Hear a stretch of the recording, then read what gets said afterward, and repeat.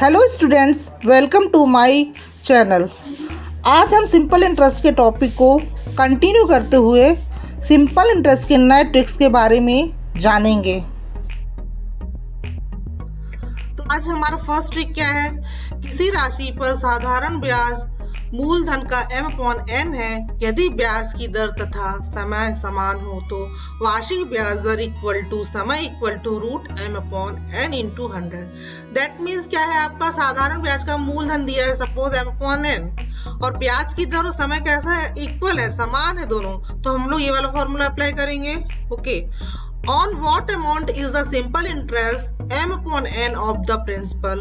If the rate of interest and time are the same, then the annual interest rate equal to time equal to in √m/n into 100. Okay, तो हम इससे related question देखते हैं।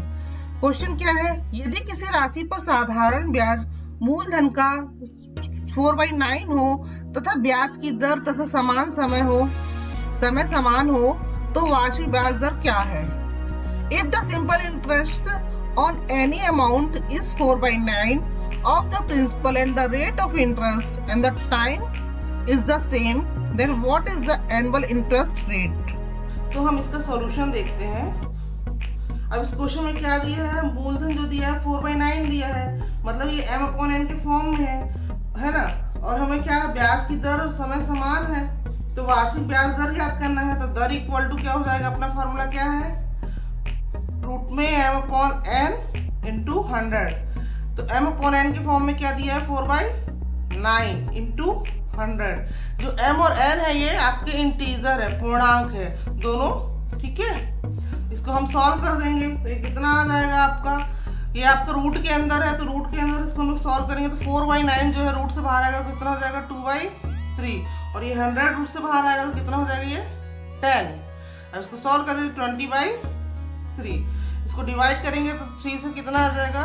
3 6 18, remaining 2/3%। दर है तो आपका percent में होगा। नेक्स्ट ट्रिक क्या है हमारा? कि अगर आपका किसी क्वेश्चन में क्या दिया है? धन दिया है P और समय अलग अलग समय के लिए आपका दर अलग अलग दिया है, तो उसके लिए हमारा किस टाइप का क्वेश्चन रहेगा? अगर हमको उस क्वेश्चन में मूलधन फाइंड करना है। कोई धन P पर पहले T1 वर्षों के लिए दर R1%, अगले T2 वर्षों के लिए दर R2% तथा अगले T3 वर्षों के लिए दर R3% तथा ब्याज x रुपए हो, तो मूलधन क्या होगा? हमको मूलधन फाइंड करना है। मूलधन equal to x into 100 upon R1T1 plus R2T2 plus R3T3। On a money P, the rate is R1% for the first T1 years. The rate is R2% for the next T2 years and the rate is R3% and interest x rupees for the next T3 years. Then principal equal to x into 100 upon R1T1 plus R2T2 plus R3T3. Okay? इससे related problem है। किसी मूलधन पर पहले 2 वर्षों के लिए दर 3%, अगले 3 वर्षों की दर 5% तथा अगले 2 वर्षों के लिए दर 6% हो तथा कुल 7 वर्षों की समाप्ति पर ब्याज ₹660 आता हो, तो वह मूलधन क्या है? The rate on a principal is 3% for the first 2 years, 5% for the next 3 years and 6% for the next 2 years. And if the interest comes to ₹660 at the end of the total 7 years, then what is that principal? इसका solution है। Question में क्या दिया है? मूलधन पर पहले 2 वर्षों के लिए दर 3% और अगले 3 वर्षों के लिए दर 5%। आपका तो यहाँ पर R1, R2, T1, T2 देखेंगे। R1 कितना है, R2 कितना है, R3 कितना है, T1 कितना है, T2 कितना है, T3 कितना है। तो यहाँ पर आपका 2 वर्षों के लिए 3%, तो 2T1 हो जाएगा और 3% यहाँ पर आपका R1 हो जाएगा। फिर आपका 3 वर्षों के लिए 5%, तो 3 आपका T2 हो जाएगा, ये हो जाएगा 5%। फिर यहाँ पर अगले 2 वर्षों के लिए तो 2T3 हो जाएगा और आपका R3 हो जाएगा 6%। फॉर्मूले में वैल्यू रख देंगे। क्या निकालना है? मूलधन, दैट मीन्स प्रिंसिपल निकालना है। फॉर्मूला क्या है आपका यहाँ पर? और x कितना दिया हुआ है? आपका आपका x क्या है यहाँ पर 660 रुपीज। फॉर्मूला क्या है x into 100 upon R1 T1 plus R2 T2 plus R3 T3। Put up कर दीजिए 660 into 100 upon R1 that means 2 into 3 plus 3 into 5 plus 2 into 6। इसको सॉल्व करेंगे, ये कैसा हो जाएगा आपका 660 इंटू 100 अपॉन 6 प्लस 15 प्लस 12। सबको ऐड कर देंगे 660 प्लस 100। अब ये आपका 15 और 6 कितना हो जाएगा 21 प्लस 12 33। अब इसको कट करेंगे हम लोग, तो 11 से कट जो गया 11 3 जा 33, 11 6 जा 60, ये हो जाएगा। ठीक है, और कट हो जाएगा 3 1 जा 3, 3 2 जा 6 और 0। फाइनली कितना आ जाएगा 2000 रुपीज। इसका सॉल्यूशन क्या होगा आपका, यहाँ पर दिया है 2 वर्षों के लिए दर 3%। अपन पहले R1 T1, R2 T2, R3 T3 क्या क्या है वो देख लेंगे, और आपका X क्या है। R1 कितना हो जाएगा यहाँ पर 2 वर्षों के लिए तो 2 T1 हो जाएगा और यहाँ आपका 3%। फिर आपका 3 वर्षों के लिए 5%, 3 ये हो जाएगा और यहाँ पर 5%।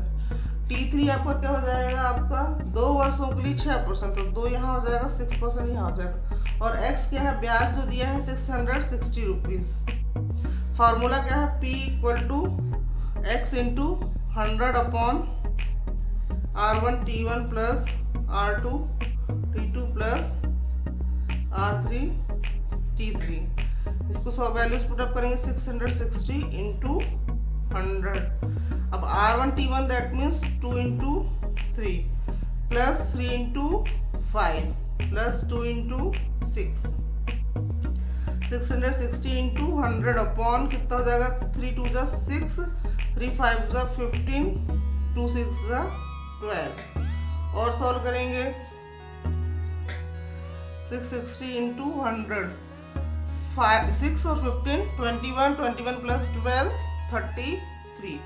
11 से कट हो जाएगा 11 3 जा 33, 11 6 जा 66 और 0, 3 1 जा 3, 3 2 जा 6 0। मल्टीप्लाई करेंगे 2000 रुपीज। आज का हमारा नेक्स्ट ट्रिक क्या है, सपोज क्वेश्चन में कोई प्रिंसिपल दिया है और उसको 2 भागों में डिवाइड किया है, जिसमें दोनों भाग में मतलब पहले वर्ष में दर अलग दी हुई है, दूसरे वर्ष में आपका दर अलग दिया है। मींस 2 दर दिए हैं और 2 टाइम दिए हैं। उस स्थिति में हम लोग कौन सा फॉर्मूला अप्लाई करेंगे, तो ये देखते हैं। सपोज क्या दिया, यहाँ पर कोई राशि P को 2 भागों में इस तरह बांटा जाता है कि पहले भाग पर R1% दर से T1 वर्षों का ब्याज और दूसरे भाग पर R2% दर से T2 वर्षों का ब्याज समान होता है। उस स्थिति में पहला भाग अपॉन दूसरा भाग equal to R2 T2 upon R1 T1। इसमें हम लोगों को कोई भी एक वैल्यू फाइंड करने के लिए इजी हो जाएगा।